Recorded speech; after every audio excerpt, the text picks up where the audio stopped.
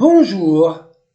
Nous allons parler des parties du corps, bien entendu, mais ces termes sont moins fréquents, d'autres sont rares, et certains sont spécifiques. Bref, voyons-les ensemble. Le premier, c'est l'œil, mais l'œil en parlant de celui des dieux. Il se dit Anchet, et il est attesté dès le Nouvel Empire jusqu'au gréco-romain. La dernière graphie gréco-romaine a été translittérée Anchet, c'est l'évolution phonétique du re en che. Le terme Achet désigne l'œil des dieux solaires en rapport avec le soleil comme Ra, pour ne citer que le plus fréquent.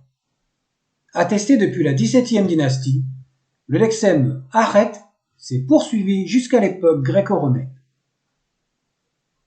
À la XIe et à la XIIe dynastie, le terme Ba désigne l'œil du dieu Ptah. C'est vraiment précis. Et la pupille de l'œil solaire, ou des dieux solaires, se dit Djet, attesté à la XVIIIe dynastie, puis à l'époque gréco-romaine. La dernière graphie peut se lire Djefedj, également, pour traduire la pupille, comme au numéro 41 de la vidéo 236. Un terme rarement attesté pour désigner les os à l'époque gréco-romaine est hedjo, littéralement les blancs.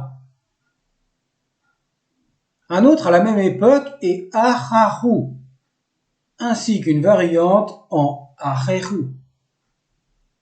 La paume et la plante du pied peuvent être traduites par le terme kep dès la 19e dynastie. La dernière graphie à la 20e dynastie, sur la première ligne, indique le hiéroglyphe D266. Ce déterminatif est bien entendu un nouveau hiéroglyphe. C'est une graphie détaillée du D46, comme le D46D, et la main est fléchie. Le dernier vocable pour les plantes des pieds est totalement littéral et bien précis. Autre terme pour désigner l'ongle ou l'orteil, c'est ab, mais uniquement à l'époque romaine. Je vous laisse avec la dernière page, sous la ceinture. Il y a plus de précision avec le numéro 284 pour le livre des morts. Les suivants concernent le dieu Seth. Apparemment, son combat avec Horus indique qu'il en avait dans le calbut, d'où plusieurs termes attestés aux époques tardives. Il n'y a pas de nouveau hiéroglyphe. Pour revenir au numéro 283, la dernière variante peut se lire Néphéron. C'est la traduction de la perfection qui se dit Népher ou Néphéron.